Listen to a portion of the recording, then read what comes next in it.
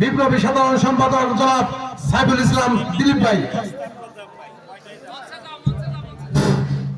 বিসমিল্লাহির রহমানির রহিম।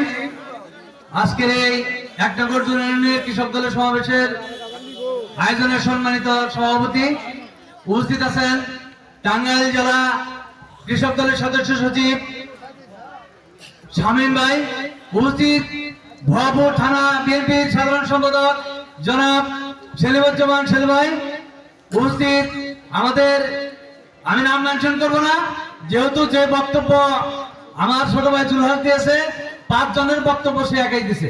আসলে রাত্রি হয়ে গেছে, অনেকের তো আসলে কিছু খানার আয়োজন করা হয়েছে, সবাই শীতের রাত্রি।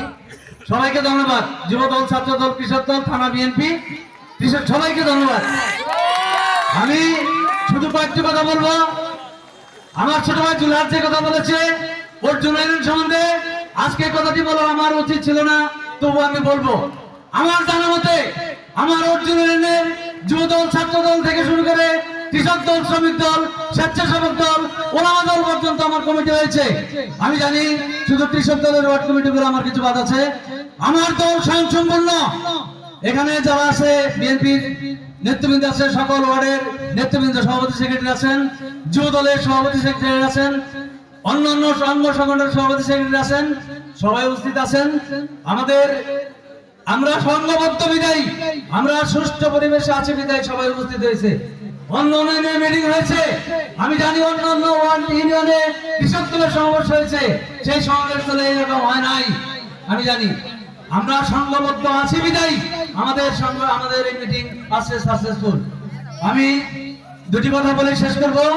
কৃষক দলের মিটিং, শহীদ প্রেসিডেন্ট জিয়াউর রহমান আমাদের নেতা ছিলেন, তিনি কৃষকের জন্য যা করেছেন আমাদের অনেক নেতা বলে গেছেন। কৃষকের জন্য সে বিদেশ, চায়না থেকে, জাপান থেকে ভালো ভালো মেশিন এনে প্রথমেই দেশে ইরিধানি উৎপন্ন করেছিলেন, ফসল ফলিয়েছিলেন আমাদের এই কৃষক দ্বারা। সেখান থেকে এই বাংলাদেশের কৃষিকাজের জন্য উন্নয়নমূলক এবং কি আমরা অগ্রগতিতে আছি। আপনারা আজকের যারা কৃষক, আজকের যারা যে ওয়ার্ডের সভাপতি সেক্রেটারি অথবা যে ওয়ার্ডে থাকেন আপনারা কৃষক, আপনারা সৌভাগ্য। সেই যে শহীদ প্রেসিডেন্ট জিয়াউর রহমানের পুত্র তারেক রহমান ইনশাআল্লাহ এই দেশে এসে আপনাদের নেতৃত্ব দিবে এবং আপনাদের সেই দেখাশোনা করবে। পূর্বের ন্যায় সেই আমাদের দেশকে আবার স্বয়ংসম্পূর্ণ, সুতলা সফলা, শস্য শ্যামলা করে তুলবে, এই আশা ব্যক্ত করি। শেষে আমি আমার থানা বিএনপি জনাব সেলিমুজ্জামান সেলিম ভাইকে একটি কথা বলবো যে আমার এলাকায় গরিব কৃষক, নদী বিদ্যুৎ এলাকা, নদী দুটো ভাগে বিভক্ত, ওপারে 3টে ওয়ার্ড, এপারে 6টা ওয়ার্ড। আসলে আমাদের যাতায়াতে যারা কৃষি কাজ করে তাদের জন্য খুবই কষ্টকর, তারা আসতেও কষ্ট, যাইতেও কষ্ট।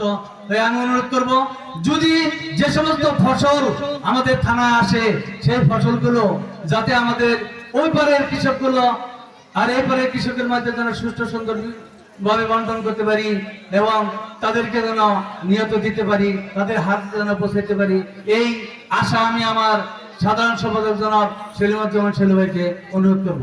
সবশেষে আমি সবাইকে ধন্যবাদ জানিয়ে, আজকে যারা কষ্ট করে এখন পর্যন্ত আছেন আপনারা আরেকটু ধৈর্য ধরবেন, আপনাদের জন্য তবরকের ব্যবস্থা আছে।